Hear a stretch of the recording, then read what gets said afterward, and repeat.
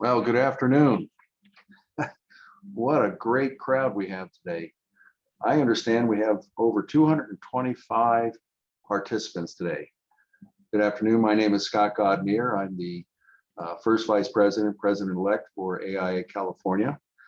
And like you, I am looking at this webinar today as a good learning session as I prepare to submit my application for fellow somewhere in the next year or so. Today we have our representatives from both Northern and Southern California, regional representatives for fellow. And I'd like to have them introduce themselves to you. Let's start with Michael Inimoto. Hi, everybody. Thanks for being here today. I hope you learned something today, and we could teach you something. I am the managing partner here at Gruen Associates. I am the Southern California regional rep for the College of Fellows, and one of the Southern California regional reps. And I received my fellowship in 2007, and under the practice. Great. Robert? Good afternoon, everyone. My name is Robert Dooley. I am the current county architect in Santa Barbara. For the next 52 days anyway, I'm going to retire. I was elevated in 2015 under object number 4, which includes public sector architects. I'm happy to be here and look forward to your Q&A. Great. Joyce, I see you there. Oh, thank you. My name is Joyce Polhemus. I am a new Northern California rep. I am the office director at Smith Group in San Francisco, previously on the board of Smith Group for 12 years, and including in that was on the committee for women in architecture. So it's one of my goals with all of this is to help engage and inspire more women and BIPOC architects to submit for fellowship. I was elevated in 2015 under Object 2. My practice area is healthcare and senior living. I submitted under senior living category.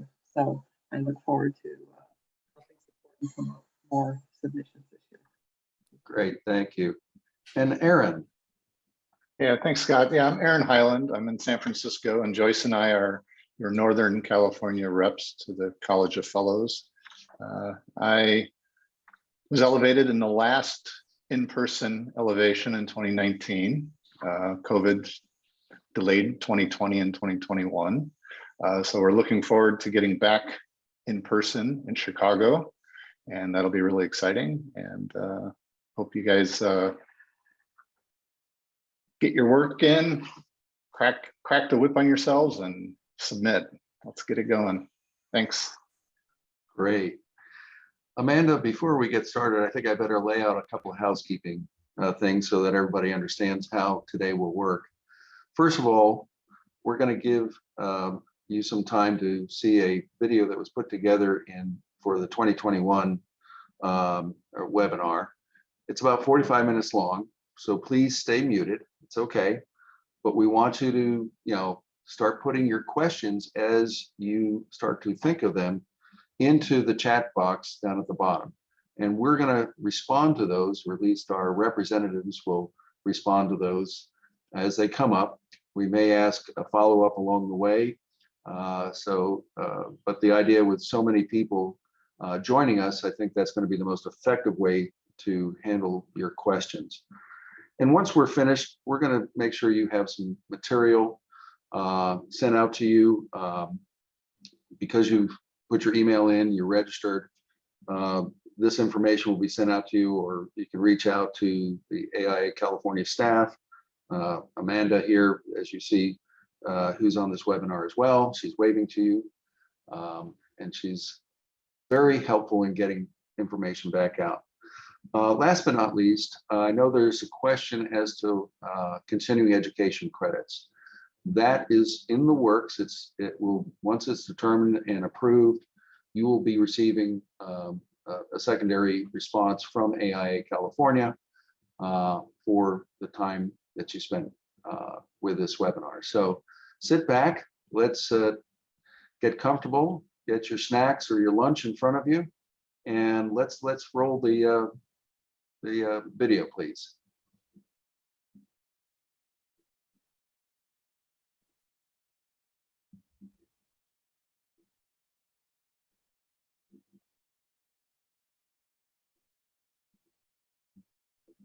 Just one moment, you guys. Sorry about that.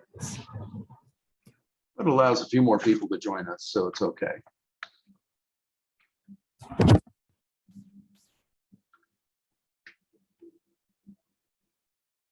And I hope she gets it up and running because I can't do hand puppets for 45 minutes.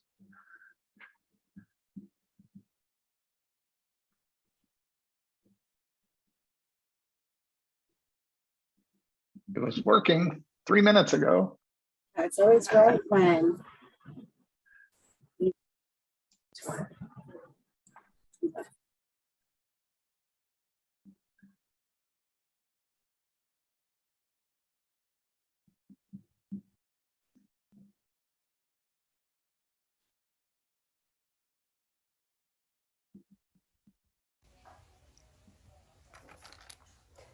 We're halfway Good there. afternoon.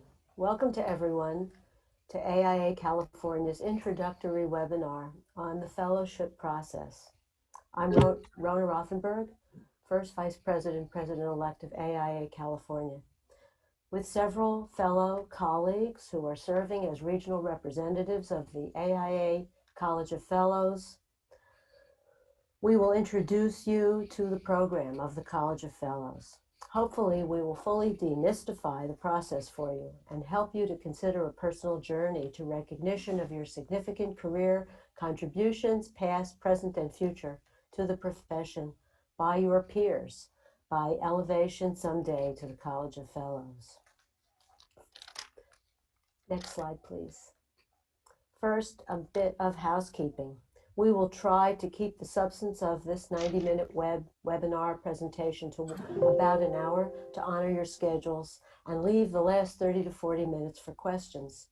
We will be recording the webinar and will post it up in the AIA webpage in the news section for the College of Fellows resources with all the links and the chapter and national contact information and references noted here.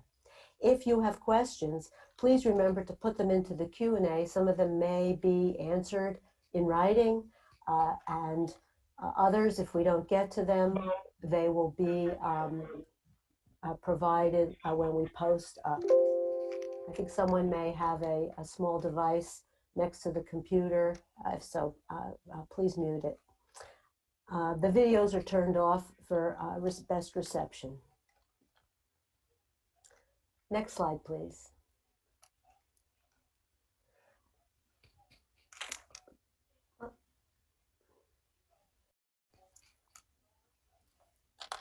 As an architect with a career in project management in industry and government, I had the usual misconceptions that I could not qualify as a fellow. I was wrong. That's a myth. More about that later. Elevated in Boston in 2008, after 3 tries in Category 4, Government and Industry, I appreciated an acknowledgement of my contributions to the profession as an owner's rep for public and corporate building programs, and the collegial contacts I've made with public architects all over the world and people that I've worked with over the years.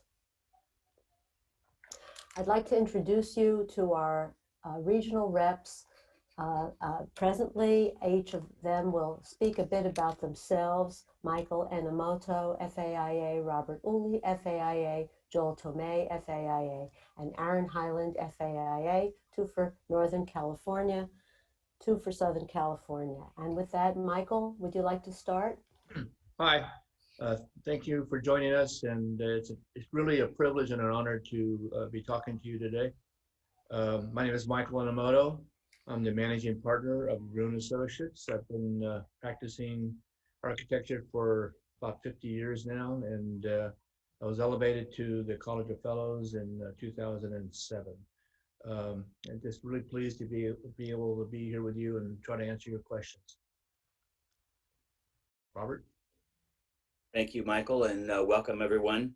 Welcome fellows and future fellows. My background is public sector architecture and government practice with a focus on historic preservation, fire stations, clinics, mental health facilities, and office space. And I was elevated into the College of Fellows based upon this body of work and policy work that rippled across the country in the public sector. I'm delighted to serve as one of your Southern California regional representatives and on the executive board of AIA California. Joel? Thank you. My name is Joel Tomei. I was invested into the College of Fellows in Atlanta. I was actually with Robert at that time. I didn't know him at that time. I'm pleased to get more comfortable with being with him now. And that was in 2015. And I received my fellowship in Object 2 practice. That was the category for my fellowship. I've been in conventional practice of architecture in Chicago, Boston, and in the San Francisco Bay Area for a total of 50 years. So Michael and I are kind of the old guys here. More recently, I've provided consulting services and I was a seasoned professional and committee member for the AIA San Francisco Mentorship Program for 8 years. In 2017, I became a Northern California regional representative for the College of Fellows, which is a 3-year term.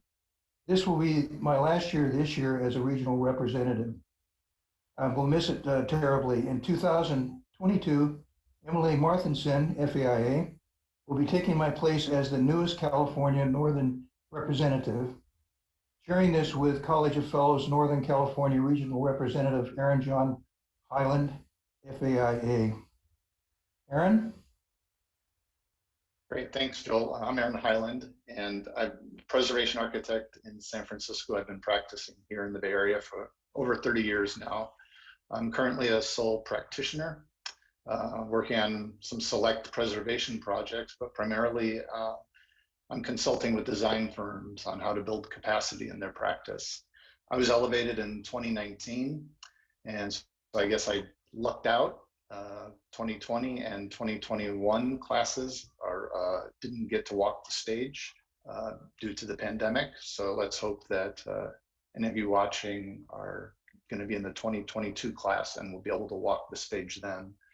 I submitted under Object 2, and as we will talk about, the golden thread under practice management, my golden thread was leadership in 3 primary role areas, one being private practice, another being civic engagement and volunteer work, and then the third in education. I was luckily successful in my first attempt, but it wasn't actually my first attempt. I put together my first draft 1 year, and our chapter, AIA San Francisco chapter fellows committee, advised me that it wasn't ready. So I sat out that year and I did it the following year and was luckily elevated. As the Northern California rep, and I know Emily Marthinson shares this vision and we'll work together over the coming years, we want to increase the numbers of fellows that are elevated and primarily increasing the diversity. So we want to reach out and make sure that those that are underrepresented in the college can be elevated and guided into this process. So thank you for joining us today. Back to you, Rana. Thank you all. Next slide. This should be a map of California. Oh, could you go back to, yeah, there you go. Thank you. So there, just a few facts. There are about 125,000 architects in the United States. 98,000 are members of the AIA. And the AIA has chapters all over the country. The big states have more chapters, of course. And here in California, we have our California chapter, and then we have 21 components. And this map shows you how it's broken up. You may be familiar with your chapter or not. Some chapters have fellowship committees, some don't.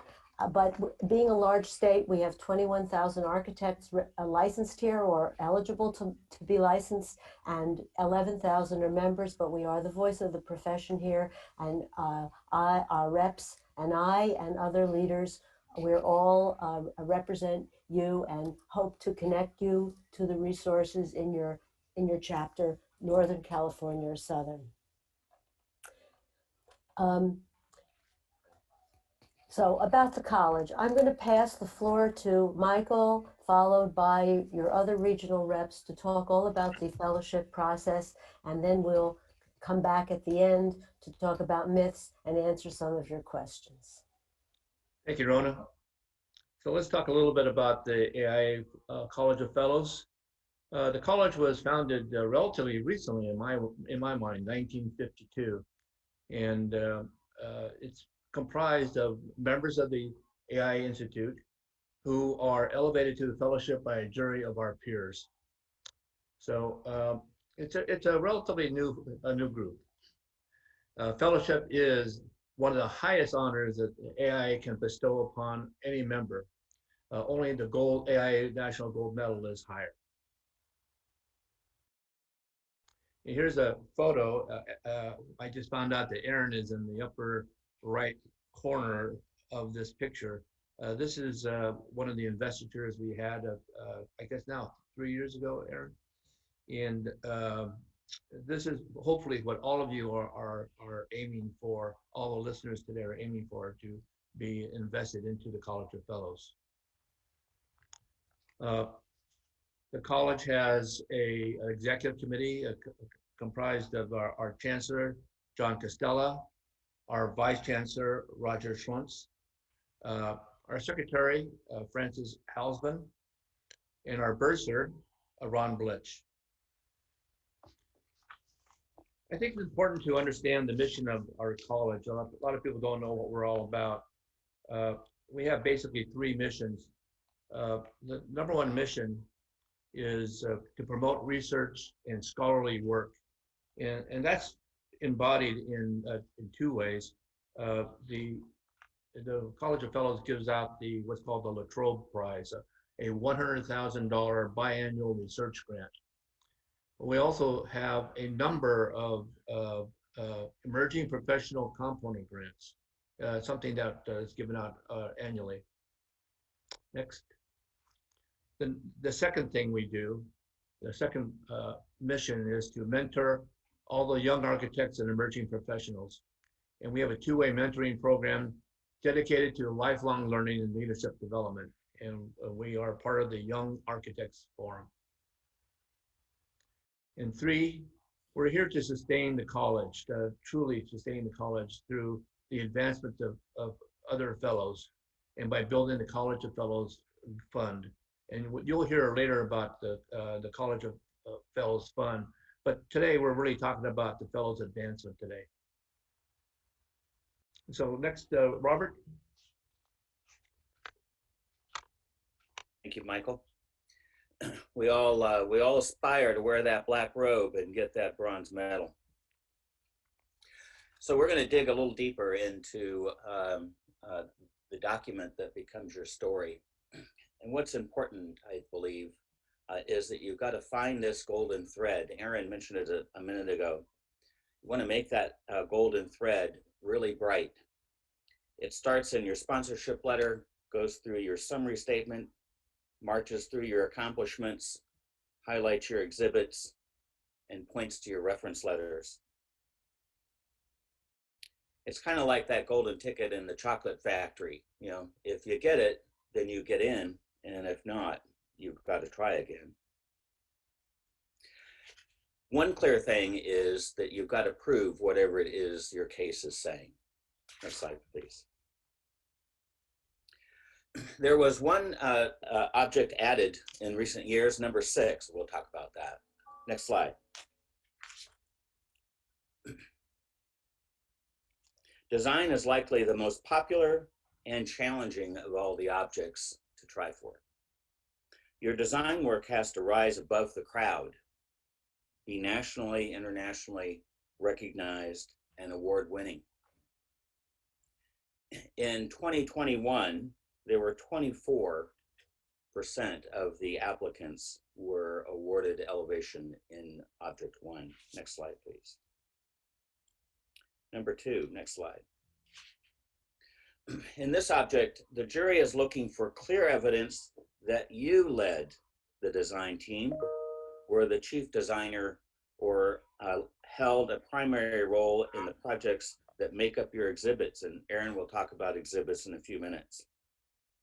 They're not judging you on what you designed or the quality of those designs, but more importantly, that your work is widely recognized through awards and publications. Next slide.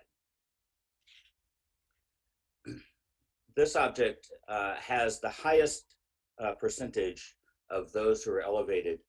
In the 2021 class, almost 53% of the class was elevated under Object 3.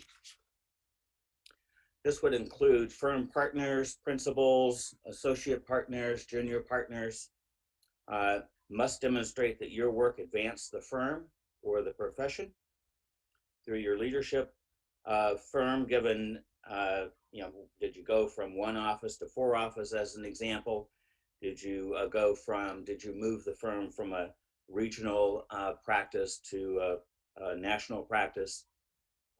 And it's important to remember that in this category, the awards are less important than demonstrating how you moved these things forward. Next slide.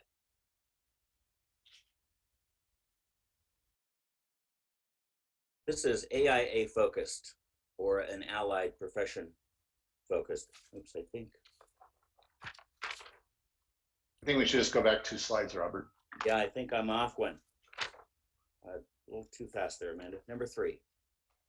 Yeah, thanks.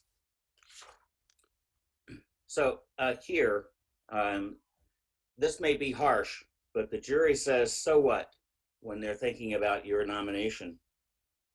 So most of us involved in this organization in some way, local chapter, statewide committee, national board, what impact have you had on the profession or society? What'd you get done? And what impact did you have? Not just locally, you've got to show a ripple effect nationally or broader than that.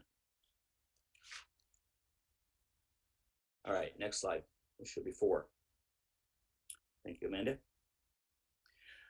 This is one of the most difficult objects to be elevated from. Only 6% of the nominees of 2021 were elevated in Object 4. This is the object that Rona and I were elevated in. Historically, one of the most difficult objects. Public sector architects don't have a private practice, or the resources of private practice were very limited. Most governments don't encourage the pursuit of awards or publications. They want to stay under the radar. So oftentimes, as we're pursuing our career, the golden trail isn't very bright. So it takes us a little bit extra effort. So if you're in that category, Rona and I can certainly help in advising you. Next slide, please. Category number 5, 7% of the class of 2021 were elevated into this category. If your practice story is not strong enough, consider your impact on your volunteer efforts. This might include time that you spent on a planning commission, design review boards, local advocacy efforts. You just have to demonstrate that the impact and ripple effect of your efforts in those endeavors is bright and shiny. Next slide, please. This is the newest object. It tends to make sense because it allows the college to provide some focus on each of these 3 elements that were kind of buried in a couple of the other objects. So if you're submitting under education as an example, your exhibits, which Aaron will talk about later, can use your students' work as examples as long as you're clear on your impact on that student's work. If your writing and research is your topic, then you need to demonstrate its impact on the profession. Did something change in the profession as a result of your writing or research? As an example, a friend of mine locally here who was elevated when Aaron was elevated, He used an example of writing for the architectural graphic standards. He did that for a number of years, and that helped his elevation. Next slide, please.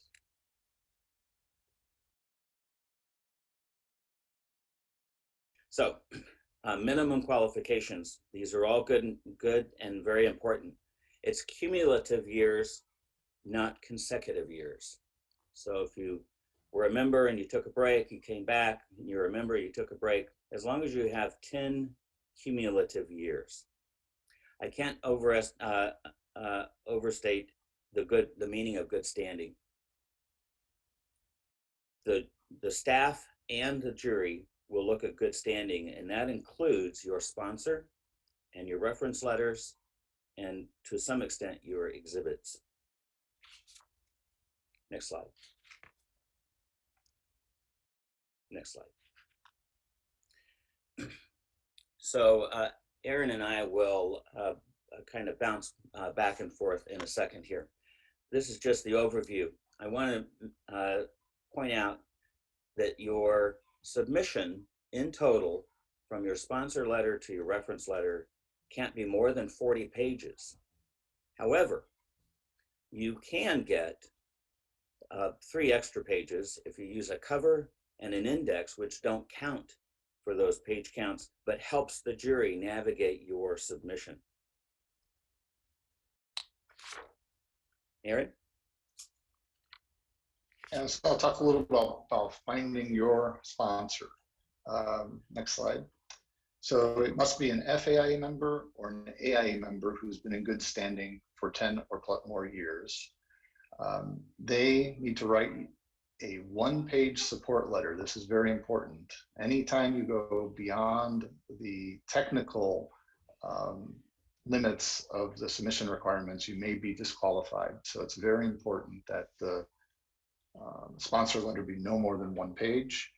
You want to find someone who knows you very well. They know your work, and they can help you through this process. They can be your best advocate and your worst critic, and hopefully make this not only enjoyable, but also challenging for you to actually get through. They can sponsor more than 1 person, but their letters need to be very specific to your nomination package. And they really should need to know your accomplishments. So consider several people, think through your career, or if you're at the beginning of your career and you're thinking about what you need to set up going forward, just keep track of who you think knows and can speak to you and guide you through this process better than anyone else. But speak to several people and then ask them each who they think you should ask to be your sponsor, and then select one. And do consider, or I should say, don't go after a better known person. Don't think that you need to get that best renowned fellow in the college or best designer. Get someone who knows your accomplishments and can guide you in this process. And ideally, if they've done this before, then they can help you through the technical requirements as well. Next slide. One more. So they should be closely involved in your process. And speaking just from my own experience and speaking and talking with others, different sponsors have different amount of time to commit to this. So just be very open and help your sponsor if they don't have enough time to keep you on track. But use that in your consideration on who you select. Their letter should speak directly to your achievements, and per the requirements, they're the buffer between you and your references. So the references have to be in within a certain date, and ideally your sponsor is the one who's going to be dogging your references. But again, keep in touch with your sponsor because they're just as busy as you are and you may need to help. But this letter is kind of the item that sets the stage. This letter and your summary page, which Robert will talk about in a moment, is really the foundation that your juror, and we'll talk a little bit more about the jury process, but your juror, the person who is going to be reading and evaluating and presenting your package, is kind of your proxy. So the sponsor letter and your summary page, these 2 pages are kind of the place where you shine to make it as easy for them as possible. Robert? Thank you. Next slide. So the summary is a 1-page document. It basically boils your nomination down, your 39 pages down to 1 page. And to make that an even bigger challenge, it's boiled down to the first 35 words of that page. Those would be the toughest 35 words that you've ever written. And you want to remember that golden thread. You're picking it up from the sponsor letter and tying it through your summary and all the way to your accomplishments and exhibits. It may be easier or best to write the summary closer to the end of putting your nomination document together so that you can summarize the story that you're telling. Some do it the opposite way. It contains the most challenging effort in terms of setting up your submission. I found it in my experience that it'd be helpful to tie the exhibits. You know, you say, I did XYZ project, then I would say, see exhibit 3.2 or something. It helps to navigate the jury through this. If the jury has to work for it, then it's going to be challenging. Next slide. Accomplishments are basically your resume, and it's divided into 3 sections: your significant work, honors, awards, and recognition, and publications either by you or about you. It's helpful to use thumbnails in the margins that relate to each one of your entries, and list all of the relevant work. I mean, the list can be quite extensive. But you want to focus on those projects and those accomplishments that highlight your case. As an example, you might have a thumbnail if it's a landscape format, you'll have a thumbnail in a left margin and then the date of the project, XYZ project to construct an office for a mega corporation in England, see Exhibit 3.2 in Joe Smith's reference letter. That way you're tying everything together and making the work of the jury a little easier. For publications and presentations, show the cover of the magazine or the book or the title slide or program cover of a conference where you spoke. For honors and awards, show the image of the award. Show the logo of the entity that gave you recognition or a scan of the certificate if that was the case. Next slide. Now, the format, along with the points that are here on the slide, the format is important. You know, the jury is sitting in a conference room viewing a screen that has a 16:9 orientation. So landscape works best because it fills the entire screen, while portrait will leave a great portion of the screen black. So you want to take as much advantage of that technology as possible. Aaron's going to cover exhibits. Aaron. Okay, next slide. Here we go. Next slide, please. Yeah, so I think Robert mentioned that there's 40 pages maximum. That's without your reference letters. Your reference letters are actually submitted separately, but you have 40 pages for your entire nomination package. 20 of those pages is in section 3, which is your exhibits. No more than 20 pages and no more than 10 exhibits. So realistically, if you're in design, you may want to show your best 5 projects with 4 pages each. On others, you may do 7 or 8 different exhibits and have multiple pages on some and 1 page on another. They do need to be attested to. So think about this along with your sponsor, the person who's your sponsor. Think about who the right person is to attest to each of your exhibits. You'll need to look at at the AI website in the year that you're submitting, because the specific technical requirements change slightly each year. For example, one year they allowed someone in your firm to attest to an exhibit, and the following year they said, no, you can't do that. They want a client or a partner firm. So make sure you look at that. And this will be someone who's actually signing your exhibit and making sure that what you say in there is actually correct. Keep your exhibits direct, succinct, and clear. Look at the AIA's website. There's each year they cull out what they consider the best examples of nomination packages. So look at them, look for format. Don't be fancy. This is not your time to be the best graphic designer. This is your time to tell your story. And your story is not your life story. It's a very narrow, specific, edited down version of what your impact in your career has been. So make sure that you think about that in your golden thread. It's not your entire life story. Be very specific. And in these section 3 exhibits, you want to do 3 things in your text. You want to tell them what the challenge was that you overcame, your role in the exhibit or in the project, and then the outcome or the impact that that had. Keep your text to about 100, 150 words and use the rest for pictures. More of the pictures, the better.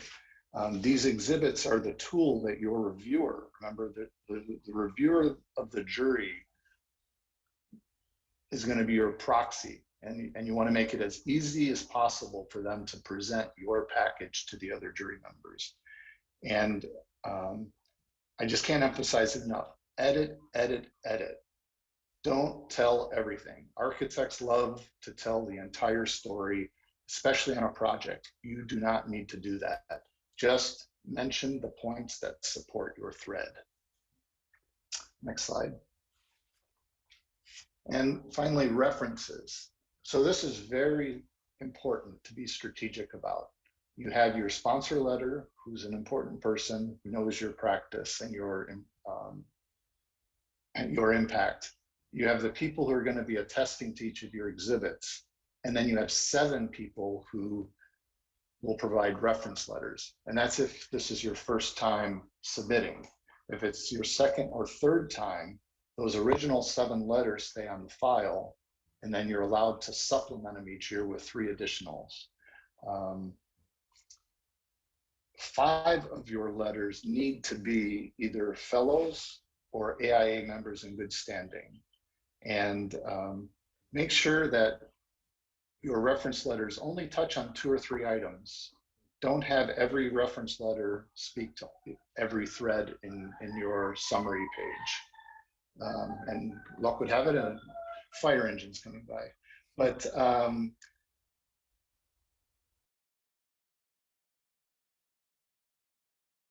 and make sure that your references are geographically diverse.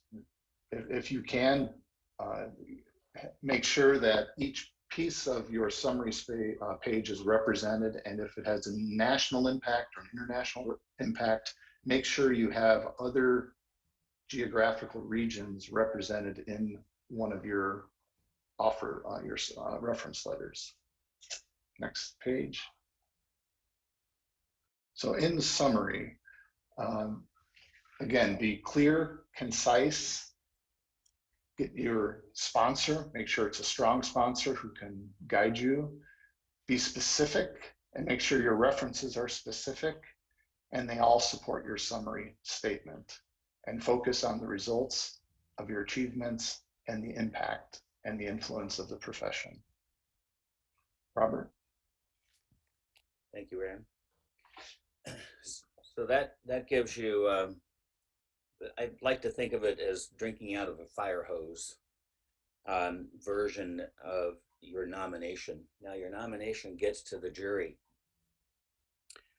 And for the class of 2021, there were 239 submissions. They're divvied up among the jury members in an interesting way. Roughly, that means that each juror gets about 34 nominations. And if they spend an hour or so on your nomination, that's 40 hours per juror, or 280 hours of time. There's a great deal of effort that goes into reviewing that document, which is important that it be clear and concise and bright. This doesn't count the amount of time that the AIA staff spends verifying whether or not your sponsor, reference letters, and others are in good standing, and that each exhibit is signed, and that you, in fact, are in good standing. Next slide. So the jury members individually review your nomination. Then they gather in Washington, D.C. for a few days. It will take about 2.5 days or so to get through it all. And the first impact they get is that 35-word statement that you made. That's your hook. If that hook grabbed the jury member assigned to you, your advocate, your person who's going to represent you in that jury, if you grab them with that 35 words and they got through your nomination and they really believe strongly in your case, they're the ones that are going to be making your case in front of the jury. Next slide.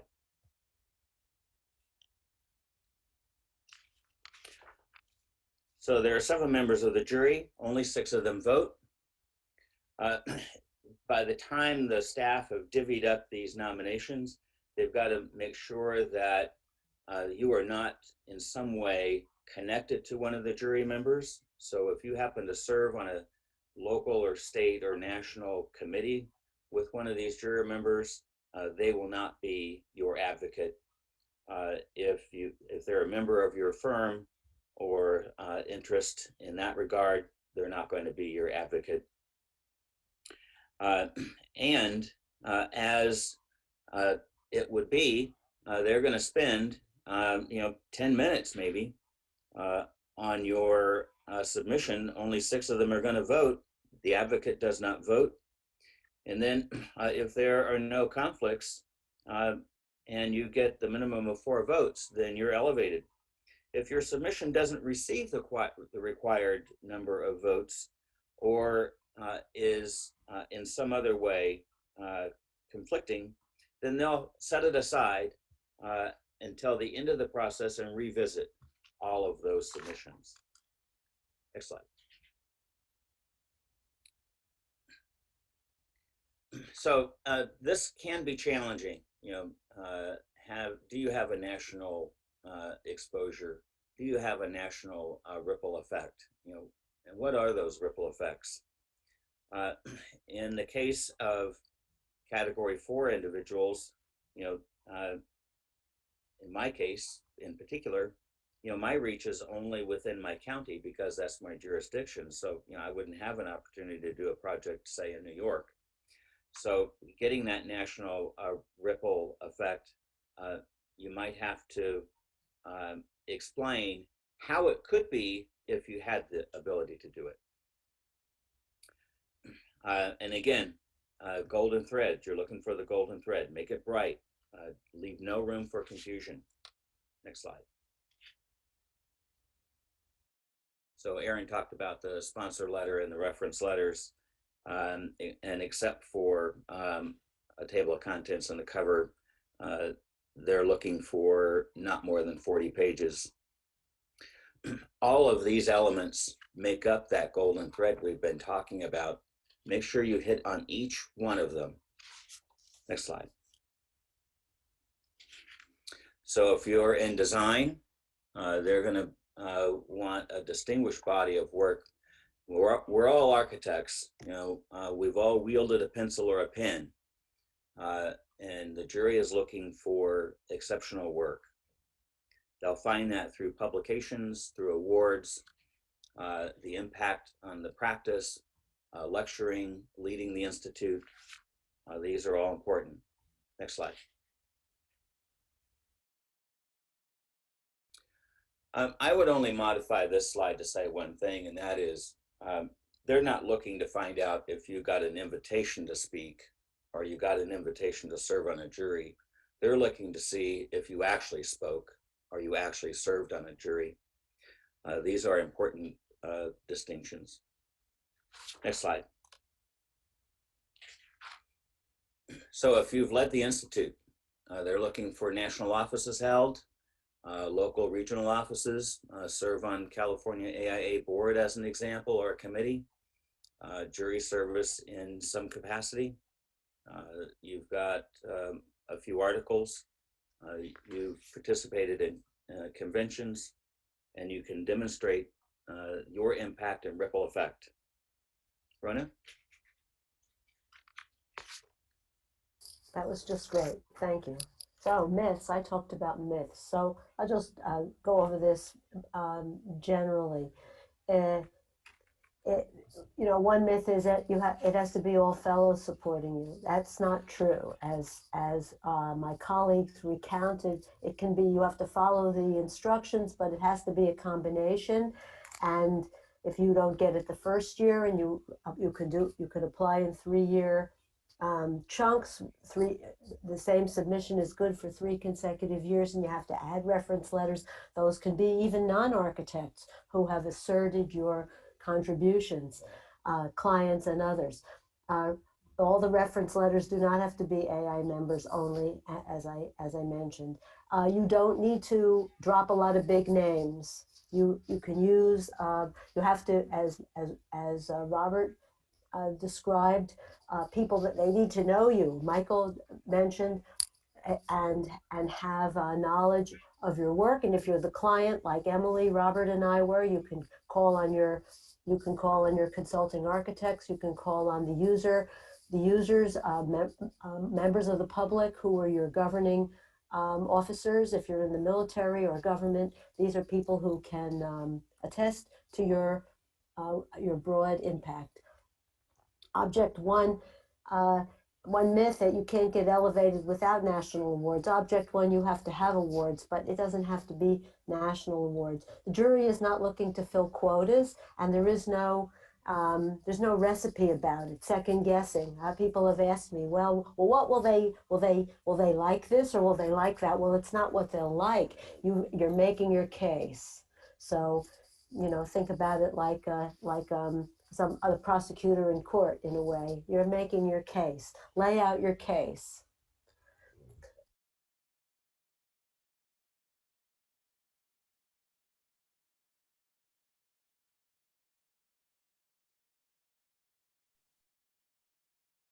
About that, you guys. Give me 1 minute. I'm not sure what just.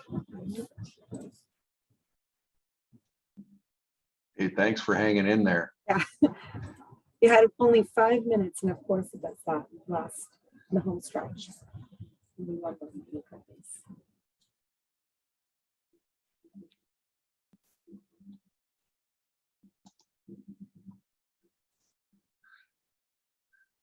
We've got, I don't know, about a half an hour or so for questions. If you've been monitoring the chat box, a number of questions have been posted there that we've responded to.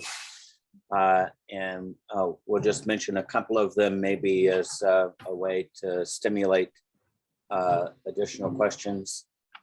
The first one was whether or not this presentation will be available to you to reference. And yes, it will be. The original recording that was edited that you just watched is up in its entirety, including its Q&A session that you might want to review. And of course, this one as well. The PowerPoint slides, I believe, are also up there on AIA California for you to review. And of course, you have all the resources that the national website has. And we've included some links to other chapters, LA and San Francisco in particular, who have a very robust fellows organization to help you. A few other questions. One which I think was particularly important was about references, and Aaron and I chimed in on that. Your first year of submission, you are required to have 7 reference letters. 5 of them need to be an AIA person. 2 of them could be anybody. The second year, should you not be elevated the first year and you go for your second round, you can add 3 additional letters to the 7 that are kept on file. The second year, I believe at least one of those 3 letters needs to be an AIA person, but Aaron, if I've got that wrong, pipe in and tell me. I think one of them had to be AIA, but I don't believe so. it could be But you know, everyone should check the website. Yeah. They tweak the requirements every year. So in the application, they will tell you. Probably just to make sure that we're reading it every year and not just simply remembering it from 5 years ago. Yeah. And then the third year, should you not be elevated the second year, the third year, your final year of to be a candidate, you'll need 3 additional letters. So by the time it's all said and done, if you've made it to the third round, you've got 13 reference letters on file. Well, that was my case. It was a tough case to make, so I wound up having 13 letters. Now, as we said in the recorded material, it is very, very important that you make sure that your reference letters, the people writing those reference letters who are AIA members, are members in good standing. You know, if they are missing, you know, 1 credit on their CE requirements the year of submission, they will disqualify that reference letter. And if you don't have the required reference letters, then your nomination will be disqualified and the jury will never see it. So it's very, very important to make sure that everybody is current with their CEs, including you. You have until December 31st of the year that you file to get it done, because that's when they count them. So it's very important. One candidate here in Santa Barbara had that experience. One of the reference letters, the person didn't have enough CEs and they knocked it out. The jury never saw the submission. She did not refile. I'm still trying to encourage her to do it because it's tough, but it's worth it. Well, it's good to know that in 2023 in California, you've got to have 10 continuing education units every 2 years. So that may help you along the way. It may very well be that. So Robert, I wanted to address one question that's in the chat. Sure. Verbally, and that was, how much time does it take to prepare the nomination? It takes a lot. So if you have not started now, the likelihood of finishing it by the deadline in October is really low. It takes about 9 to 12 months, if not a year and a half. And so budget that kind of a time frame, and you know, it can take 10 to 15 hours a week, certainly towards the end. Here in San Francisco, we have 3 submission dates for our Fellows Committee, July, August, and September. And those 3 months, you want to be really far along in order to submit the first draft. But those 3 months are pretty intense. And if you're not a good writer, it might be worth hiring an editor. I know last time Emily spoke that she wrote her own, but she did have someone help her with graphics. So it is you don't have to hire an editor, but there's just a lot of work to be done. And the more help you can get, the better. I agree. Apparently we have just a few more minutes of our time allocation for today. We are all available to you at any point. Just email us. If you're in Southern California, it's going to be Michael and myself. And if you're in Northern California, it's going to be Aaron and Joyce. But feel free to email any of us. Just because we're Southern and Northern doesn't mean we can't help you. I'm happy to spend any amount of time that any of you would like to help you navigate through this very challenging process.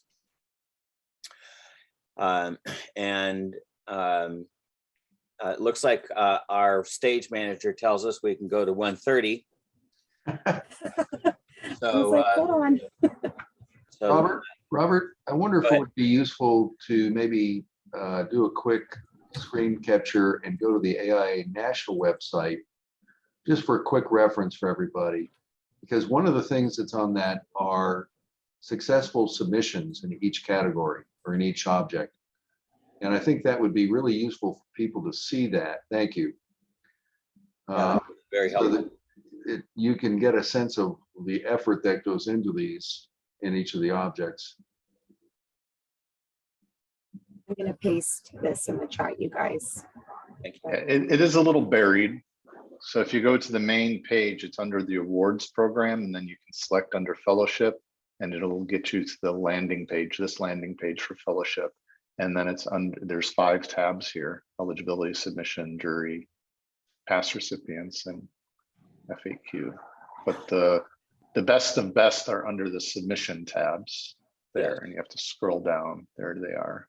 They're hard Maybe to find. but Just that's- open one just so people can see what this looks like for fun. It's very helpful for you to go review those AIA selected kind of best of submissions. I enjoyed reading people's summary statement, the 35-word statements. You get a lot of inspiration reading other people's. I totally agree. Like I said, it's the toughest 35 words you're going to write. There's a question in the chat about projects. If you're in a firm where your client requires you to sign an NDA, non-disclosure, can you use their project as an exhibit? Well, I suppose that would depend on the scope of the NDA. It is your work. And so you ought to be able, without giving away any identifying information, you should be able to share a project that is covered by an NDA without much harm, but check with your lawyer, I suppose. If all of your work is covered by an NDA, then you're definitely going to want to check to see how you can disclose it appropriately. I would ask your client and get your client's permission and have your client sign the exhibit.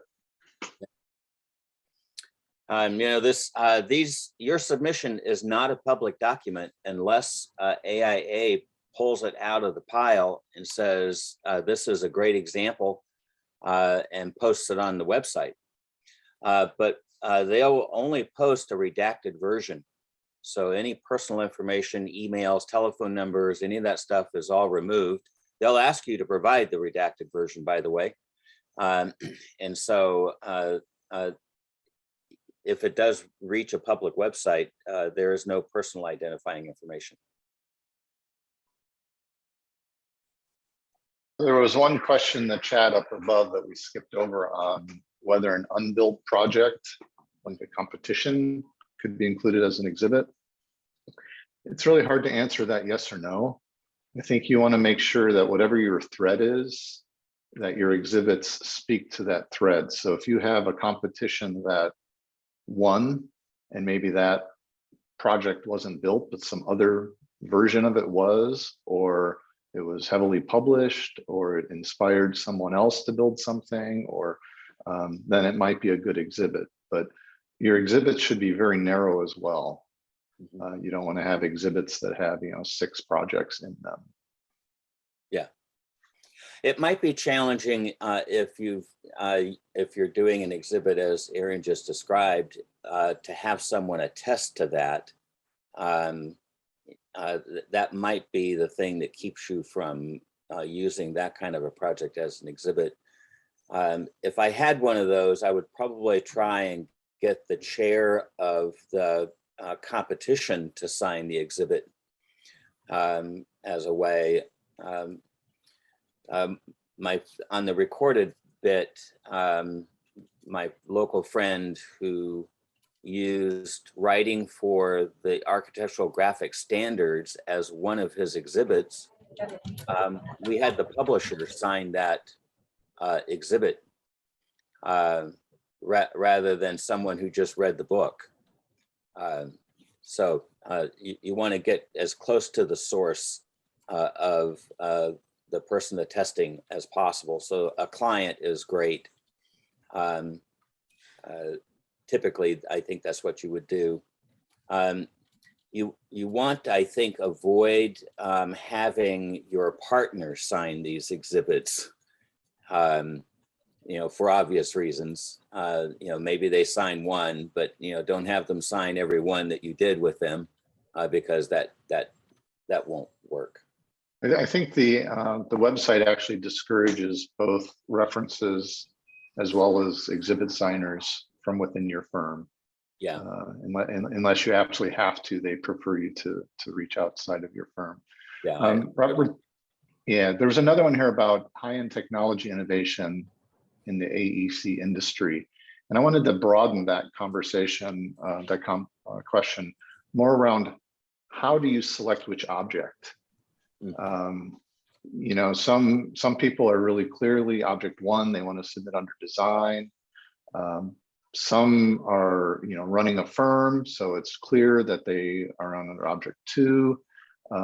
Some do a lot of volunteer work on commissions and boards, so maybe that's 5 or 6. But it's really, sometimes it's not that clear. And so you may not decide right away. You may start thinking about what your threat is, getting your exhibits together, getting your reference letters together, and work with your sponsor. And also ask, if you have a committee at your chapter, ask their opinion. You don't have to commit to an object right away. You can do it right before you submit it. And you can change objects. So if you don't get it in the first year, the second year, if one of your debriefs was that maybe you should be an object 2 and not object 5, it's okay to switch objects. So this one for high-end technology, I'm not exactly sure. It could be an object 2, or it could be in the research, which is now object 6, I believe. It sounds like a 6. There was a question just to follow up on that, Aaron. There was a question about how do you identify that object for your submission. Of course, your nomination document is going to be driven toward whatever object you are submitting for. So you'll have to have one in mind as you're crafting your document. But Aaron, you mentioned something that was just really subtle. You went really fast by it, and that is the debrief. AIA staff will give you, if you're not elevated in any one of these 3 years, AIA staff will give you a debrief of where they thought your submission was strong and where they thought your submission could be stronger. Sometimes they will mention, it sounded after we read your nomination, it sounded like you'd be more successful submitting an object X instead of object Y. And so that's where you make the choice of whether or not, no, I disagree, I'm going to stick with the one I picked, or you take their advice and you switch objects, which means you're going to have to kind of re-engineer your entire nomination geared toward that object. I'm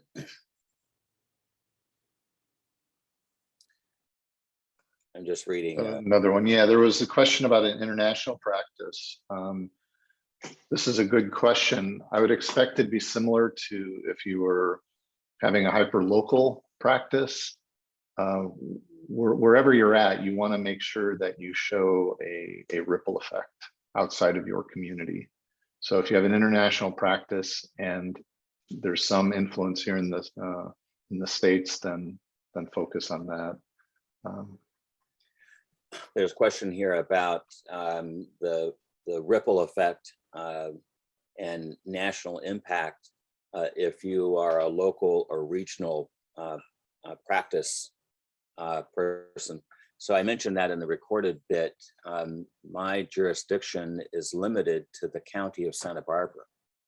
So how does an architect submitting for a fellowship demonstrate a national ripple effect if I only practice in a very limited area. In my case, because I'm in government, not only do we build stuff, but I'm a policy writer. So I discovered that in my looking across the country, that in the 90s, I wrote some sustainability policies for our own jurisdiction that our buildings needed to follow, and discovered that other jurisdictions across the country picked up that stuff off of our website because nobody likes to reinvent the wheel. We always go out and see if somebody else has done it first. They picked up that policy work and tweaked it a little bit and made it their own. So that became my ripple effect of influencing other jurisdictions as far as New York and New Jersey. So that's how, if you're regionally based or locally based, as long as you can find that ripple effect and highlight it, make it obvious, you should do okay.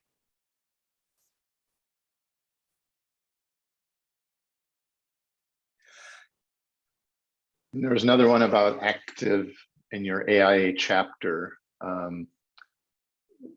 The jury does like to see AIA participation at the chapter, at the state, as well as the national level. So just being an active member and attending events is probably not enough. But you might have other activity in other organizations like SCUP or California Preservation Foundation, or you know, maybe you're serving on commission in your city, or you know, there's other things that you can show some community outreach and volunteerism, but the more the better, and they do look for that. And I think there is one object. Which object is it? 3, service to the Institute. Yeah, it's all about the Institute, number 3. Yeah. You know, so if you've been serving on the national board as an example, then you use that experience. There was a question about someone said that they applied in 2019, but didn't reapply the next year. If you apply your first year and you do not continue through your 3 years in a consecutive way, then you start all over. You're only allowed 2 additional years past your initial year if you stay consistent, you know, concurrent. If you break, then you've got to start all over. If you get all the way through the 3 years and you're still not elevated, you have to take a year off before you're eligible to file again. And then you get another 3 years to accomplish this goal.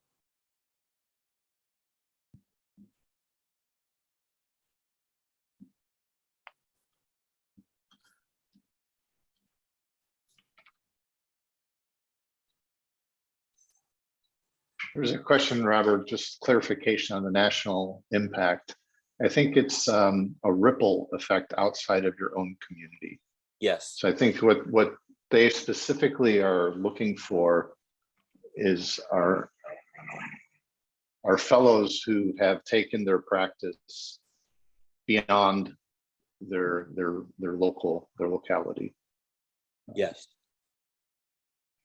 You know, did you do something in California that had an impact in New York, where you're in New York and something happened in Washington State? Right. You know, were you in Texas and something happened in Wyoming?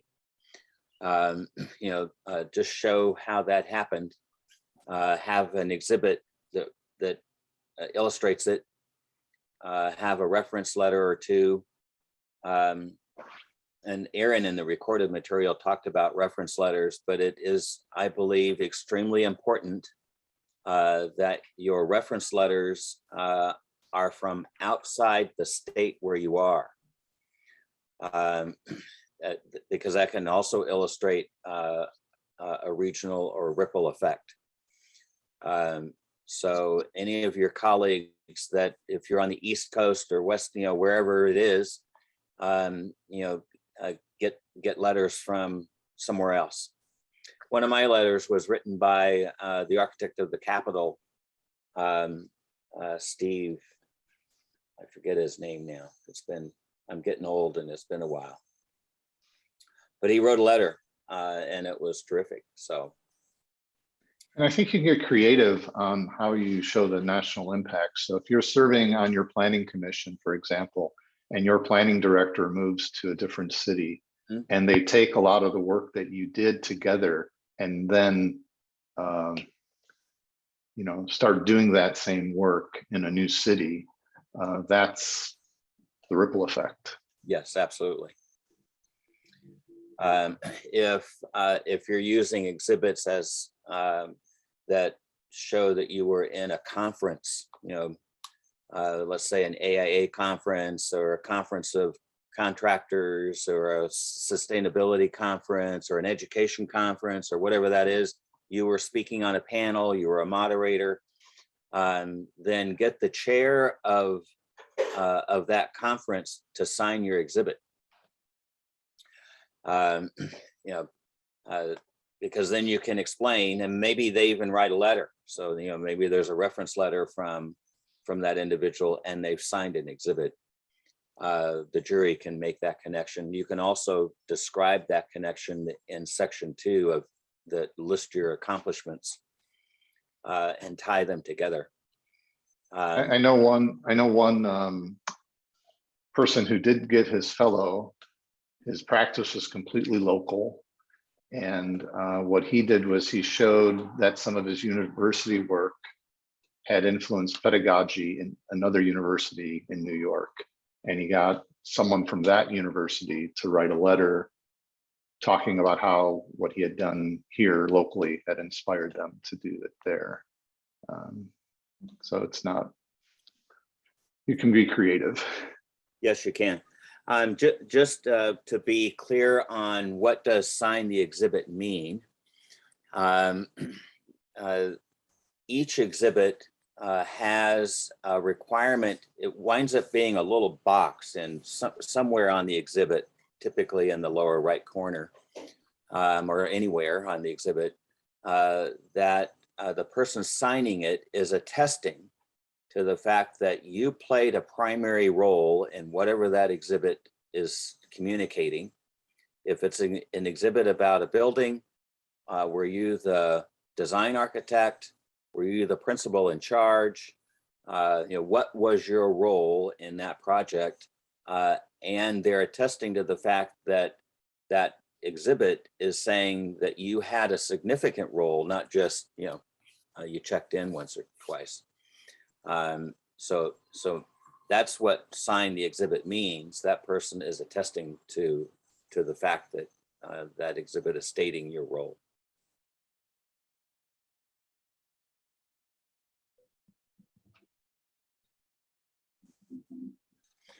Another question was, does there have to be a string of ripple effects to be part of your story? I think what's important is that this golden thread we keep mentioning that starts with the sponsor's letter, goes through your summary statement, weaves its way through your accomplishments, picks up all of your exhibits, and then is echoed in the reference letters, is a consistent storyline. And that thread, as the jury is going through the document, is easy to see. The clearer you make that story, the easier it is for the jury to make their determination. If they have to hunt for it, then you're not likely to be elevated. It reminds me of a friend of mine when we were getting ready for dinner. I talked to this person's assistant and said, so are there any food allergies? Are there anything that, that we need to watch out for? The assistant says, well, he doesn't like seafood. Okay, well, some people are allergic to seafood. Okay, so I get it. So no seafood. So when we had him over for dinner, I said, so why don't you like seafood? And he said, well, I love seafood.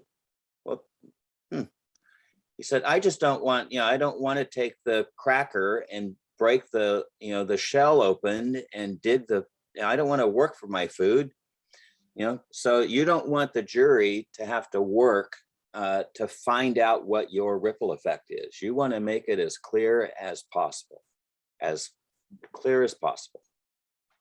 For me, I think the ripple effect is so important to understand, because while it's fine to say, I did this, I did that, I did this project, I did that project. I think that's, that's part of the exhibits that you're gonna put into your submission. But you have to explain what happened because you did this project. This project caused us to do something. I think Robert talked about he did something and other schools picked it up across the country. That's the ripple effect. And I think when I think of the string of the ripple effects, I think of how it's connected to other places and other things. That the project itself, or whatever you did, doesn't stand on its own. It actually had a effect on something else. And it's that something else you want to be able to explain and have it verified.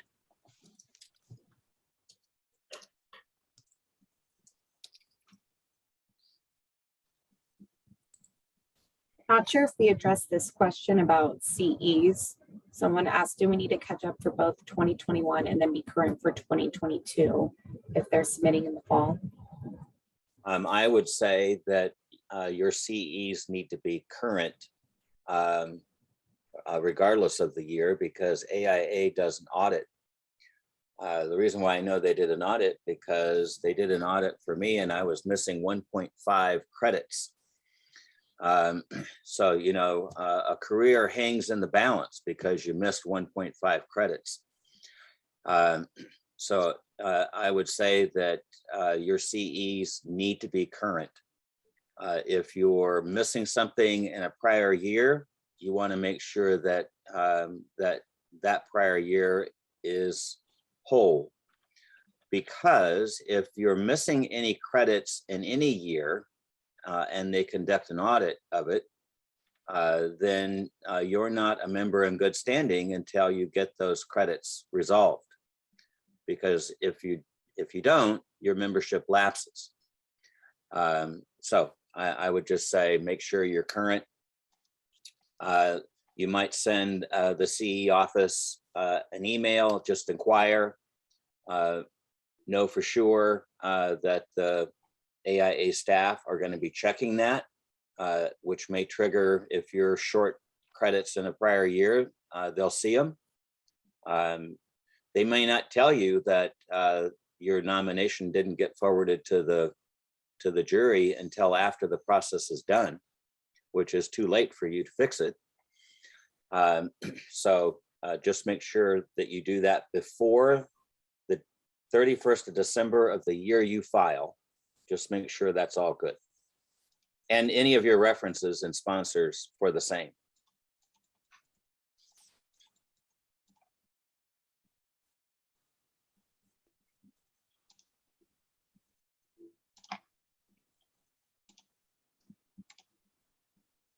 There is one question here by Gazala. I didn't quite understand it, but it says AI offers innovation partnership for companies working in research and innovation for the industry.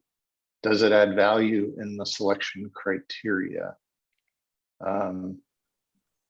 Any kind of innovation, or I would think that if I understand this correctly, that would be a ripple effect. So if you've done some research that then changed something or inspired some other work,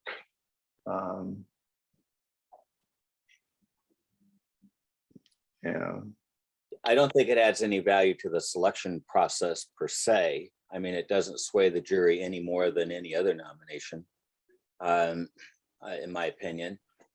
You just have to show how your research work impacted the profession and reached across more than just your research institute, firm, or location.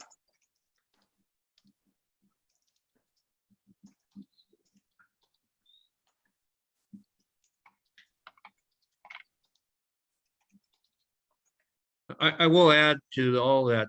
I'm not sure about this question, but about the innovation, but I'm assuming that that is the main thrust of your submission. One of the things I'm aware of is you have to be really careful not to say I did this, I did that, and it's when you start crossing all sorts of different category lines that it becomes a little confusing and less impactful to the jurors, I think. So you want to stay focused on what your object is and stay in that lane, so to speak, throughout your entire submission. I think it's fine to talk about it on a sidebar note, but to spread it all out, I did this, I did that, I had this, I did that, I think has a tendency to actually weaken your submission.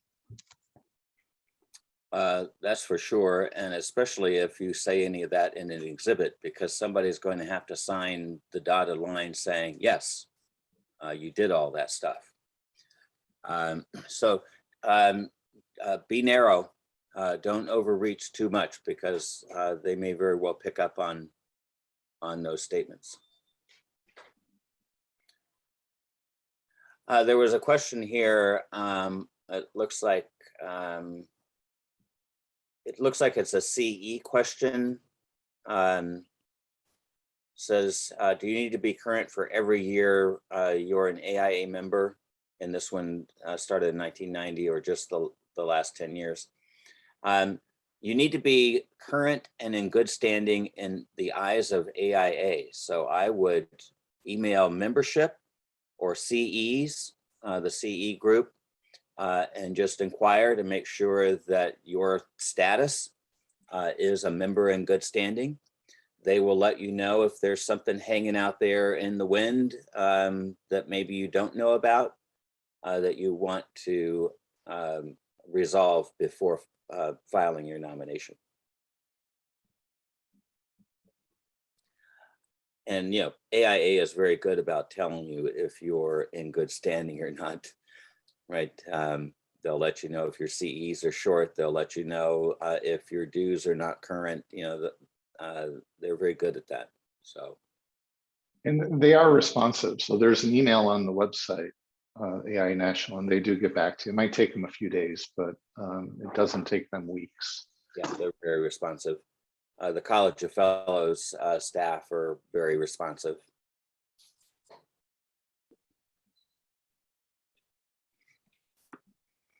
All right, we are at 1:24. Scott, I don't know if you have any closing remarks you want to say, or? Well, I think I can speak for everybody that has stuck it out, and there's still almost 100 here, maybe 75 at this point. This has been very enlightening. I went online to make sure I was current, by the way. And it is exciting to see, first of all, this many folks considering this. I think that bodes well for our organization as a whole. And all I would do is wish you all the very best. This is probably your biggest project you'll ever work on. And it's hard to, I think, talk about yourself. I think that's the toughest thing that we all find is we're great at talking about our projects, but this is a project unto itself. And I think, Aaron, you said it's going to take a lot of effort. So I want to thank all of you who chimed in, Aaron, Joyce, Robert, and Michael, and of course, Amanda and staff for making this happen. And of course, all this material will be available online at the AIA California website, as well as the AIA National. So hopefully you all had a great time. I didn't see too many people munching lunch, so I know we kept them somewhat engaged, and wish you all the very best in your endeavors. Have a good afternoon, everyone. Enjoy the day. And good luck. Thank you. Good luck.